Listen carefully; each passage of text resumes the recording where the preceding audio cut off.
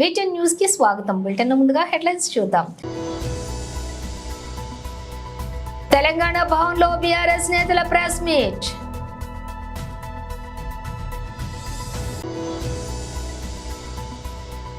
Telangana RTC బస్సులో QR code చెల్లింపులు.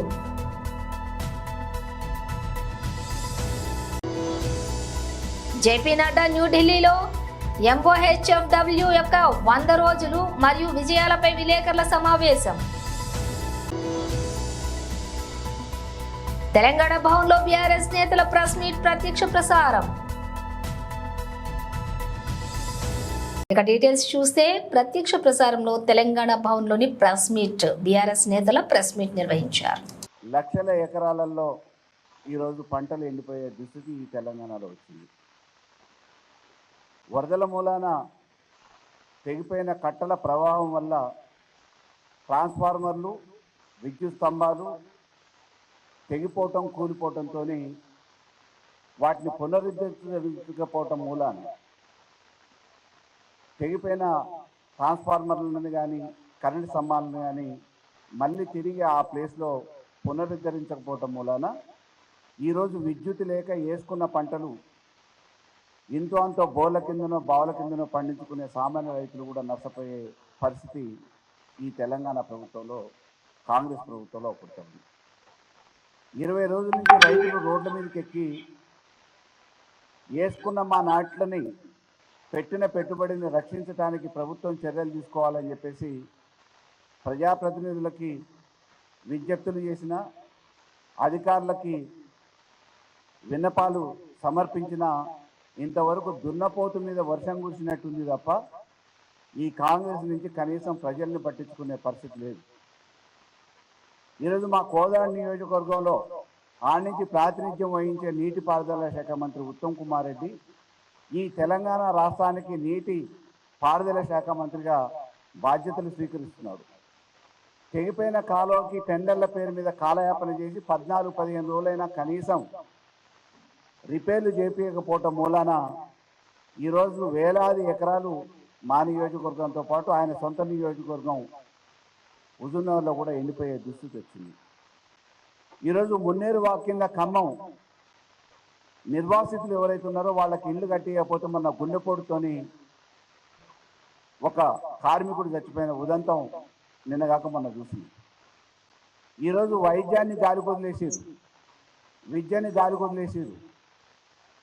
హుజూర్నగర్ సొంత నియోజకవర్గం నీటిపారుదల శాఖ మంత్రి ఇవాళ ప్రభుత్వ ఆసుపత్రులకు పోవాలంటే సామాన్యులు ప్రైవేట్ హాస్పిటళ్ళల్లో లక్షలు ఫీజులు కట్టలేక, డబ్బులు చెల్లించలేక, అప్పులు చేయలేక ఇబ్బంది పడుతున్న వాళ్ళు గవర్నమెంట్ హాస్పిటల్ పోయి వైద్యం చేయించుకుందామంటే భయపడే దుస్థితికి వచ్చింది. హుజూర్నగర్ హాస్పిటల్లో నిన్ననే నిండు గర్భిణి పోయి ప్రసవం చేసుకుంటే అక్కడ వైద్యులు సకాలంలో లేక నర్సులు వచ్చి రాని వైద్యంతో కడుపులో దాన్ని ఈపులో కొట్టి డెలివరీ చేపిస్తే పుట్టిన శిశువు వెంటనే చచ్చిపోయింది. ఇవాళ గాంధీలో అటువంటి శిశు మరణాలు కోకొల్లలో పడుతూ ఉన్నాయి. వరదలు వచ్చినా, గాలి గాడుపులు వచ్చినా, ఇటు విద్యుత్ స్తంభాలు దిగిపోయినా, కాలువలు దిగిపోయినా ప్రజల్ని గాలి కొదిలేసి విహారయాత్రలు చేస్తున్నారు. ఇవాళ మంత్రులు ఎక్కడ ఉపడట్లే, ప్రజల బాగోగులు పట్టించుకోవట్లే. ముఖ్యమంత్రి గారు మరి వెంటనే మేము రిపేర్లు చేపిస్తామని చెప్పేసి ప్రతి జిల్లాకి 5 కోట్ల రూపాయలు మంజూరు చేసినామని అన్నారు. కానీ ఆ మంజూరు చేసిన పైసలు ఏమైనా తెలియదు. ఇంతవరకు ఎక్కడ అటు కాలువ గండ్లు పడ్డ దగ్గర రిపేర్లు జరగట్లేదు, ఇటు నిర్వాసితులకు ఇవ్వట్లేదు, పునరావాస కేంద్రాలు నడిపేయట్లేదు, నిత్యావసర సరుకులు పంపించే పరిస్థితులు లేక ఈరోజు సామాన్యులు ఇబ్బంది పడుతున్న పరిస్థితిని ప్రభుత్వం దృష్టికి ఎన్నిసార్లు ఎన్ని రకాలుగా తీసుకుపోయే ప్రయత్నంలో ప్రతిపక్షాలు ఉన్నా కానీ పట్టించుకునే పరిస్థితి మాత్రం ఈరోజు ప్రభుత్వానికి, పాలకులకు లేదు. కాబట్టి ఈ వైఫల్యం చెందిన కాంగ్రెస్ ప్రభుత్వం వెనువెంటనే వాస్తవానికి బర్తరఫ్ చేయాలి. రైతులు రుణమాఫీ కాని వాళ్ళు బజార్లకు ఎక్కితే ప్రజాభవన్ని ముట్టడిస్తారని చెప్పేసి గ్రామాలలో నుంచి, ఇంట్ల నుంచి రాకముందే అరెస్టులు చేసి జైల్లో పెడుతూ ఉన్నారు. నిరుద్యోగులు రోడ్లకు ఎక్కితే ఈరోజు తీసుకుపోయి జైలు నింపుతామని అంటున్నారు. ఎక్కడికక్కడ రాక్షస పరిపాలన కొనసాగుతుంది, నిరంకుశత్వం కొనసాగుతుంది. కాబట్టి ఈరోజు వర్షం వల్ల వరదల వల్ల ఇబ్బంది పడ్డ ప్రజానికం కంటే ఈ గండిపడ్డ కాలువలు పూడ్చకపోవటం మూలాన మరామతులు చేయకపోవటం మూలాన నష్టపోతున్న రైతులే ఎక్కువ. కాబట్టి ఈ రైతులను రక్షించడానికి వెంటనే నిధులను మంజూరు చేసి మరామతులు చేయాలని చెప్పేసి ఈ కాంగ్రెస్ ప్రభుత్వాన్ని సంబంధిత అధికారులని డిమాండ్ చేస్తూ ఉన్నాం. లేని పక్షంలో ఈ అసమర్థమైన మంత్రుల్ని బర్తరఫ్ చేస్తారా గవర్నర్ గారు జోక్యం చేసుకొని, లేకపోతే కేంద్ర ప్రభుత్వం జోక్యం చేసుకొని ఈ ప్రభుత్వాన్ని బర్తరఫ్ చేసి ప్రజల్ని కాపాడుతుందా అనేది ఒకసారి ఆలోచించాలి. మేము బీఆర్ఎస్ పార్టీ పక్షాన, రైతుల పక్షాన ప్రధానంగా రైతుల్ని కాపాడమని చెప్పేసి డిమాండ్ చేస్తా ఉన్నాం. టీజీఎస్ఆర్టీసీ ప్రయాణికుల కోసం త్వరలో క్యూఆర్ కోడ్ చెల్లింపులను అందుబాటులోకి తేనుంది. తద్వారా టికెట్ కొనుగోలు చేసే సమయంలో చిల్లర విషయంలో తలెత్తేటటువంటి సమస్యకు ఇకపై చెక్ పడనుంది. ఇప్పటికే బండ్లగూడ, దిల్సుఖ్ నగర్ డిపోల్లోని బస్సుల్లో పైలట్ ప్రాజెక్టుగా డిజిటల్ పేమెంట్లను అమలు చేయగా ఆ ప్రయోగం విజయవంతమైంది. దాంతో Google pay, phone pay, credit, debit కార్డులతో పాటుగా అన్ని రకాల డిజిటల్ పేమెంట్ను ఆర్టీసీ బస్సులో అనుమతించాలని ఆర్టీసీ ఎండీ సజ్జనార్ సూచనప్రాయంగా సిబ్బందికి చెప్పినట్లు తెలుస్తోంది. అలాగే ప్రస్తుతం ఆర్టీసీ బస్సులో కండక్టర్లు వినియోగిస్తున్నటువంటి టీమ్ మిషన్ల స్థానంలోని రాష్ట్ర వ్యాప్తంగా అందరికీ ఆటోమేటిక్ ఫెయిర్ కలెక్షన్ సిస్టమ్ మిషన్లు కూడా ఇవ్వనున్నట్లుగా సమాచారం. ప్రత్యక్ష ప్రసారం శ్రీ జేపీ నడ్డా న్యూఢిల్లీలోని MOHFW యొక్క 100 రోజుల మరియు విజయాలపై విలేకరుల సమావేశంలో ప్రసంగించారు. सब कुछ देने के बाद भी it differs from institution to institution, it differs from state to state, and it differs according to the administrative capacities of the state and the administration of the health department. ये अल्टीमेट उसका reason रहता है. लेकिन हम उनके साथ cooperative और collaborative तरीके से जो भी वो कहते हैं उनको हम पूरा करने का प्रयास करते हैं. 265 अपना परिचय दें. सर, मैं अनुमित्र हूँ आनंद बाजार पत्रिका से. रिसेंटली कलकत्ता में एक हॉस्पिटल में एक जूनियर डॉक्टर की मौत हो गई प्रेमिसेस में, हॉस्पिटल प्रेमिसेस. उस पर लेकर जूनियर डॉक्टर में काफ़ी गुस्सा है, स्ट्रीट पे भी है ये लोग. तो वेस्ट बंगाल गवर्नमेंट से आपका कोई सीधी बात हुआ है और जूनियर डॉक्टर के लिए आपका क्या मैसेज है? नहीं, उनके एसोसिएशंस आए थे, उनके साथ मेरी बात हुई थी. कलकत्ता से नहीं आए थे, उनके एसोसिएशन के रिप्रेजेंटेटिव जो यहाँ थे वो आए थे, उनसे मेरी बात हुई थी. मैंने कहा we are all there to help you and we will do it, but it is the state government which has to see to it. अब जिस तरीके की रिपोर्ट्स आ रही हैं तो वो हॉस्पिटल कैसा चलता था वो आपके ध्यान में आया है और उसमें से ये घटनाएं घटती हैं. तो वो तो स्टेट को, एडमिनिस्ट्रेशन को अपनी कैपेसिटी और स्टेट के इफेक्टिविटी ऑफ द एडमिनिस्ट्रेशन, ये बहुत महत्वपूर्ण एंगल है इन सब चीज़ों का.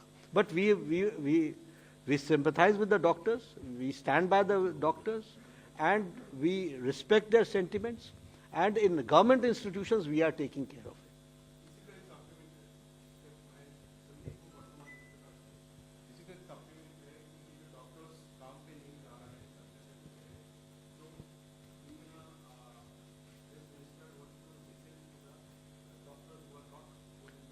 आज तो सुना मैंने कोई खबर, हाँ आज तो आज खत्म हो गई, चालू कर दी. लेकिन हमारा हम सेट तरीके से सब लोगों को यही बोलते हैं, देखिए जनरल पेशेंट सफर ना करें और आपका कॉज को हम एड्रेस करें. 277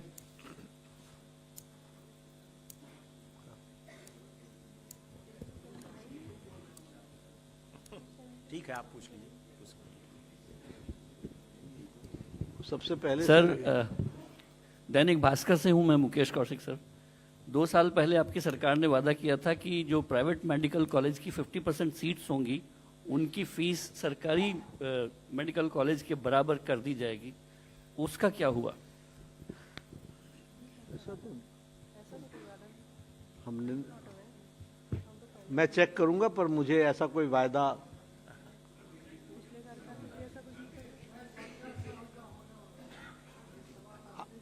आपको बधाई पहले तो कि आपको आप आयुष्मान में कवर हो रहे हैं. पूछिए, 4 नंबर आप पूछिए, आप बताइए. बधाई है सर. सर, मैं विंटेज हेल्थ राइटर हूँ. 30 साल से दिल्ली में हेल्थ राइटिंग कर रहा हूँ. ప్రత్యక్ష ప్రసారం తెలంగాణ భవన్లో బీఆర్ఎస్ నేతల ప్రెస్ మీట్. ఈ గణన చేసినటువంటి పాపాన పోలేదు. 1953లో కాకా కలేర్కర్ నివేదిక, దీన్ని 53లో కాన్స్టిట్యూట్ చేసి 55లో సమర్పిస్తే కాంగ్రెస్ పార్టీ, కాంగ్రెస్ ప్రభుత్వం ఈ నివేదికను బుట్ట దాఖలు చేసింది. ఆ తదనంతరం మండల్ కమిషన్ను 1979లో ఆనాడు ఉన్నటువంటి జనతా పార్టీ ప్రభుత్వం ఏర్పాటు చేస్తే 1980లో దాని నివేదిక సమర్పిస్తే 1990లో విపి సింగ్ వచ్చేంత వరకు కాంగ్రెస్ ప్రభుత్వంలో ఉన్న రోజులు కూడా దాన్ని బుట్ట దాఖలే చేసిండు. అంటే కాంగ్రెస్ చరిత్ర సమస్తం బీసీల విషయంలో ఒక దుర్మార్గపు వైఖరి, వాళ్ళ అధికార సోపానాన్ని అధిరోహించడానికి బీసీ ప్రజల్ని, బీసీ ఓటర్లను, బీసీ సమూహాన్ని ఓటర్లుగా మాత్రమే చూసిండు తప్ప రాజ్యాధికారంలో భాగస్వాములు వేరు, దేశంలో ఈ వర్గాలు కూడా అభివృద్ధి చెందాలి, ప్రగతి పదంలో ముందుకు సాగాలనేటువంటి వైఖరితో కాంగ్రెస్ పార్టీ కానీ ప్రభుత్వం కానీ ఏ రోజు ముందుకు సాగలేదు. అందుకనే ఈరోజు మేము చాలా సీరియస్గా డిమాండ్ చేస్తూ ఉన్నాం. ఈ మధ్య కాలంలో బీఆర్ఎస్ పార్టీకి సంబంధించినటువంటి బీసీ నాయకుల సమావేశం జరిగింది.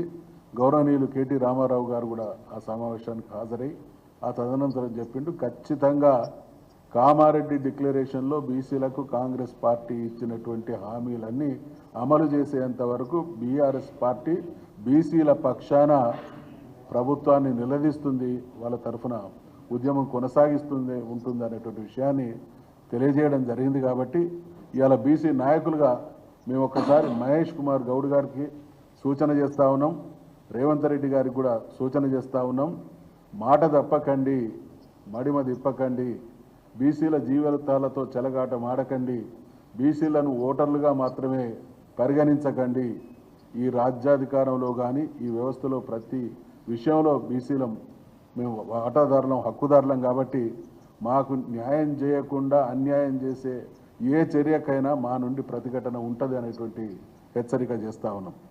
అదే క్రమంలో మరి బీఆర్ఎస్ బీసీలకు ఏం చేసింది అనేటువంటి మాట, బీఆర్ఎస్ ఏం చేసిందో, ఇలా తెలంగాణ సమాజం అంటేనే బీసీలు అత్యధికులు ఉన్నటువంటి సమాజం. ఈ రాష్ట్రంలో జరిగినటువంటి ప్రతి సంక్షేమం అత్యధిక శాతం అనుభవించింది బీసీ వర్గాలే. స్థూలంగా మీ అందరికీ కూడా తెలుసు, తెలంగాణ రాష్ట్రం ఏర్పడే నాడు తెలంగాణ తలసరి ఆదాయం 1,24,000. ఈరోజు అది 3,47,000కు చేరింది. దాదాపు 55% ఉన్నటువంటి ప్రజల జీవన ప్రమాణం 1,24,000 నుండి 3,47,000కు పెరిగింది అని అంటే బీఆర్ఎస్ ప్రభుత్వం తెలంగాణ బీసీల విషయంలో ఎంత గుణాత్మకమైనటువంటి మార్పు తీసుకొచ్చిందో దానికి నిదర్శనం ఇది. నేను ఇందాక చెప్పినట్టు సంక్షేమ కార్యక్రమాలు ఒకటి కాదు, రెండు కాదు, మీరు కూడా చూసిండ్రు, అనేక సంక్షేమ కార్యక్రమాలు, ఆసరా పెన్షన్లు కావచ్చు, కళ్యాణ లక్ష్మి కావచ్చు, రైతు బంధు కావచ్చు, రైతు బీమా కావచ్చు, ఉచిత విద్యుత్ కావచ్చు, గొర్రెల పంపిణీ కావచ్చు, చేపల పంపిణీ కావచ్చు, గురుకులాల, ఇలా తెలంగాణ సమాజంలో 1000 గురుకులాలు ఉంటే అందులో 294 బీసీ గురుకులాలు.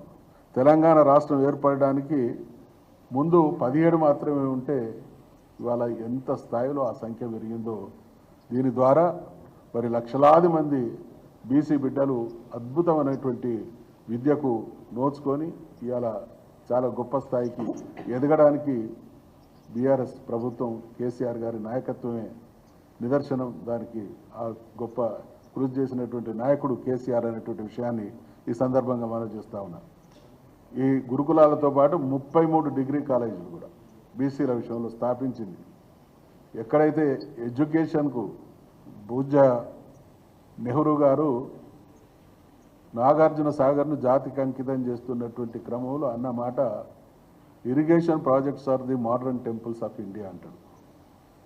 కేసీఆర్ గారు దానికి ఒక అడుగు యాడ్ చేసి educational institutions are the modern temples of Telangana అని ఆ కాన్సెప్ట్తోని అద్భుతంగా రెసిడెన్షియల్ స్కూళ్లను తీర్చిదిద్దినటువంటి ఘనత బీఆర్ఎస్ ప్రభుత్వాన్ని, మా నాయకుడు అయినటువంటి కేసీఆర్ గారిది. ఇదే సందర్భంగా మరి బీఆర్ఎస్ అధికారంలోకి వచ్చినటువంటి తొలినాళ్లలో కేంద్రం మీద ఒత్తిడి తీసుకురావాలని చాలా ఆశ్చర్యం కలుగుతుంది. దేశంలో అత్యధిక ప్రజలు, మెజారిటీ ప్రజలు బీసీలు, కానీ బీసీ మంత్రిత్వ శాఖ ఉండదు, సమగ్ర కులగణన ఉండదు. తర్వాత దీని విషయంలో మేము అప్పుడు చట్టసభలో తీర్మానాలు కూడా చేసినాం. 2004లోనే కేసీఆర్ గారు యూనియన్ క్యాబినెట్లో ఉన్న రోజులలోనే కేంద్రంలో ఖచ్చితంగా బీసీ మంత్రిత్వ శాఖ ఉండాలనేటువంటి సూచనను ఆనాడు ప్రధానమంత్రిగా ఉన్నటువంటి మన్మోహన్ సింగ్ గారికి దృష్టికి తీసుకురావడం. అంటే బీసీల పట్ల దేశంలో, అదేవిధంగా తెలంగాణ రాష్ట్రంలో, ఈ దేశం బీసీలది, ఈ రాష్ట్రం బీసీలది కాబట్టి మంత్రిత్వ శాఖ, ప్రత్యేకమైనటువంటి శాఖ ఉంటేనే ఆ కులాలకు సంబంధించినటువంటి సమస్యలు పరిష్కారం అవుతాయి, ఆ కులాల అభివృద్ధి పదంలో మిగతా సమాజంతో పోటీ పడతాయి అనేటువంటి ఉద్దేశంతో ఆ రోజు ఉన్నటువంటి అనేక బీసీ సంఘాల వాళ్ళను మన్మోహన్ సింగ్ గారి దగ్గర తీసుకొచ్చి వాళ్ళ ద్వారా కూడా ఈ విషయాన్ని అర్థం చేయించి అటువంటి ప్రయత్నం చేసినటువంటి గొప్ప నాయకుడు కేసీఆర్. కేసీఆర్ గారి పాలన అంటే బీసీల సంక్షేమానికి పెద్దపీట వేసేటువంటి పరిపాలన. అదే రకంగా మీరు అధికారంలో ఉన్నప్పుడు మీ పార్టీలో ఎటువంటి అవకాశాలు ఇచ్చిందని మీ అందరికీ తెలుసు. గౌరవ కేసీఆర్ గారి ఆశీస్సుల వల్ల తెలంగాణ రాష్ట్రంలో ఏర్పడ్డ తొలి శాసనసభకు స్పీకర్ అయ్యేటువంటి అవకాశం ఒకే ఒక శాసనసభ్యులు, నేను విశ్వబ్రాహ్మణ సామాజిక వర్గానికి చెందుతా, 119 మంది శాసనసభ్యులు ఉండే శాసనసభకు మొదటి స్పీకర్ అయ్యేటువంటి అవకాశం ఒక బీసీకి, అందులో కూడా మైనార్టీ బీసీకి ఇచ్చిండు అని అంటే ఈ వర్గాల అభ్యున్నతి పట్ల కేసీఆర్ గారికి ఉన్నటువంటి నిబద్ధతకు ఇంతకు మించినటువంటి ఉదాహరణ లేదు. దానికి నేను గుండె నిండా ఉప్పొంగే ఆనందం ఏంటంటే స్వయంగా ముఖ్యమంత్రి గారు లేసే అధ్యక్ష బిట్టు తలనరికి తెచ్చిన వారికి నా ఎకరం 38 గుంటల భూమి రాసిస్తా, కాంగ్రెస్ ఎమ్మెల్యే వెడ్మా బొజ్జు రాహుల్ గాంధీ #1 ఉగ్రవాది అంటూ వ్యాఖ్యలు చేసిన కేంద్ర మంత్రి రవ్నీత్ సింగ్ బిట్టుపై ఫైర్ అయినటువంటి కాంగ్రెస్ ఎమ్మెల్యే వెడ్మా బొజ్జు, బిట్టు తలనరికి తెచ్చిన వారికి తన ఎకరం 38 గుంటల వ్యవసాయ భూమి రాసిస్తానని ప్రకటించిన కాంగ్రెస్ ఎమ్మెల్యే వెడ్మా బొజ్జు. ఏదైతే రణవీర్ సింగ్ బిట్టు అతను అనుకున్న వాక్యాన్ని వెనక్కి తీసుకోవాలి, తప్పకుండా వెనక్కి తీసుకోకపోతే తప్పకుండా మేము కూడా ప్రకటిస్తున్నాం. ఏజే ఖానాపూర్ శాసనసభ్యులు నేను కూడా ప్రకటిస్తున్నాను, అతని తలని ఎవరైతే తీసుకొస్తారో మా నాన్న సంపాదించిన భూమి 1 ఎకరం 38 గుంటలు నేను కూడా రాసిస్తాను. ఎవరైనా తీసుకురావాలి. ఉన్నటువంటి ఆస్తి అదే, నాకున్న ఆస్తిని, మా నాన్నకున్న ఆస్తిని రాసేయడానికి నేను కూడా ప్రకటిస్తున్నాను.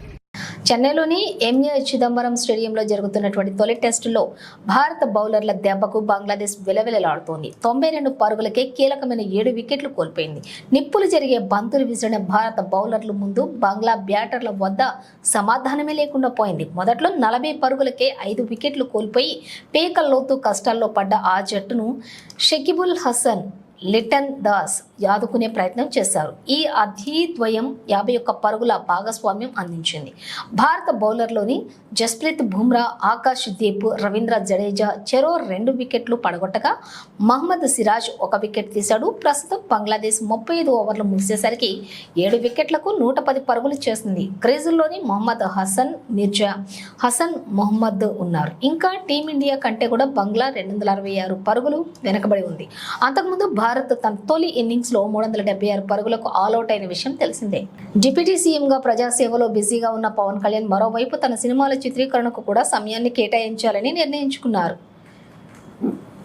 ఆయన నటిస్తున్న తాజా చిత్రం హరిహర వీరమల్లు మిగిలిన షూటింగ్ ను పూర్తి చేయడానికి ఆయన గ్రీన్ సిగ్నల్ ఇచ్చారు. ఇంతకుముందు పవన్ కళ్యాణ్ బిజీ షెడ్యూల్ ను అర్థం చేసుకున్న నిర్మాతలు ఈ సినిమాకు సంబంధించి ఇతర సన్నివేశాల చిత్రీకరణ, చిత్రానికి సంబంధించిన ఇతర కార్యక్రమాలపై దృష్టి పెట్టారు. ఇకపై తాను అంగీకరించిన చిత్రాలను పూర్తి చేసిన బాధ్యతపై కూడా తనపై ఉందని భావించినటువంటి పవన్ కళ్యాణ్ హరిహర వీరమల్లు మొదటి భాగం మిగిలిన షూటింగ్ ను పూర్తి చేయడానికి సమయం కేటాయించాలని నిర్ణయించుకున్నారు.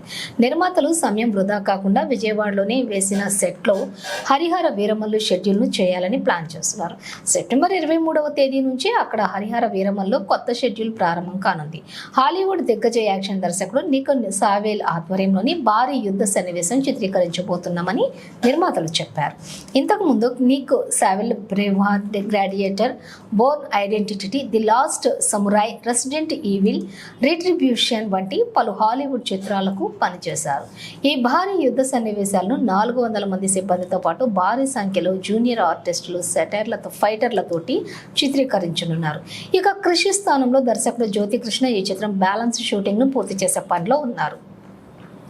ఈ విజయవాడ షెడ్యూల్లో చిత్రీకరణ దాదాపుగా తుది దశకు చేరుకుంటుందని కూడా నిర్మాత ఏఎం రత్నం తెలిపారు. పవన్ కళ్యాణ్ ఓ యోధుడుగా నటిస్తున్న Harihara Veeramallu part 1 స్వాడ్ versus spirit చిత్రం ప్రపంచవ్యాప్తంగా తెలుగు, తమిళం, మలయాళం, హిందీ, కన్నడ భాషలో విడుదల కానుంది. త్వరలో విడుదల డేట్ను కూడా ప్రకటిస్తారని సమాచారం. బాలీవుడ్ నటుడు బాబీ డియోల్ ప్రముఖ ముఖ్య పాత్రల్లో నటిస్తున్నటువంటి ఈ చిత్రానికి ఎంఎం కీరవాణి సంగీతం అందిస్తున్నారు. గూగుల్ కీలక నిర్ణయం తీసుకుంది. ఇన్యాక్టివ్గా ఉన్న లక్షలాది జీమెయిల్ అకౌంట్లను తొలగించాలని ఇప్పటికే నిర్ణయించింది. ఇన్యాక్టివ్ మెయిల్ ఐడీల కారణంగా సర్వర్పై భారం పడుతున్న నేపథ్యంలో గూగుల్ ఈ నిర్ణయం తీసుకుంది. అయితే దీనికి గాను సెప్టెంబర్ 20 వరకు గడువిచ్చింది. ఈలోగా అవసరం ఉన్నటువంటి మెయిల్ ఐడీలను యూజర్లు యాక్టివ్ చేసుకోవాలని, లేకపోతే డిలీట్ చేయనున్నట్లుగా వెల్లడించింది. యూజర్లు తమ జీమెయిల్ అకౌంట్లు యాక్టివ్గా ఉండాలంటే సెప్టెంబర్ 20లోగా మెయిల్ లాగిన్ చేసి వచ్చినటువంటి మెయిల్ను చదవటం, ఎవరికో ఒకరికి మెయిల్ చేసినా ఆ జీమెయిల్ అకౌంట్ యాక్టివ్ అవుతుంది. లేకపోతే ఆటోమేటిక్గా జీమెయిల్ డిలీట్ అవుతుంది. ప్రపంచవ్యాప్తంగా 1.5 బిలియన్ల మందికి జీమెయిల్ వినియోగిస్తున్నారు. పెరుగుతున్నటువంటి స్మార్ట్ ఫోన్ల వినియోగం నేపథ్యంలోనే జీమెయిల్ అకౌంట్ కూడా తప్పనిసరిగా మారింది. విద్యార్థులు మొదలుకొని సంస్థలు, వ్యాపారవేత్తలు తప్పనిసరిగా జీమెయిల్ అకౌంట్లను వినియోగిస్తున్నారు. అయితే చాలా మంది ఏదో అవసరం కోసం జీమెయిల్ అకౌంట్లను ఓపెన్ చేసి ఆ తర్వాత మెయిల్ ఐడి, పాస్వర్డ్ మర్చిపోతున్నారు. మరలా అవసరమైన సందర్భాల్లో కొత్త అకౌంట్లను క్రియేట్ చేసుకుంటున్నారు. దీంతో ఇన్యాక్టివ్ జీమెయిల్ అకౌంట్లు ఎక్కువయ్యాయి. దీంతో గూగుల్ ఇన్యాక్టివ్ అకౌంట్లను తొలగించాలని నిర్ణయం తీసుకుంది.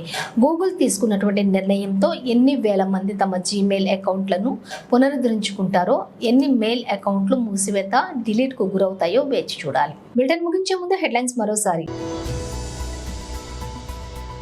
తెలంగాణ భవన్లో బీఆర్ఎస్ నేతల ప్రెస్ మీట్.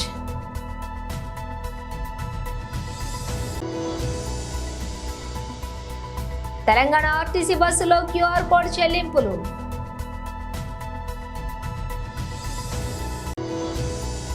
జేపీ నడ్డా న్యూఢిల్లీలో ఎంఓహెచ్ఎఫ్డబ్ల్యూ యొక్క 100 రోజులు మరియు విజయాలపై విలేకరుల సమావేశం. తెలంగాణ భవన్లో బీఆర్ఎస్ నేతల ప్రెస్ మీట్ ప్రత్యక్ష ప్రసారం. ఇవి బులెటిన్ విశేషాలు. మరో బులెటిన్తో మళ్ళీ కలుద్దాం.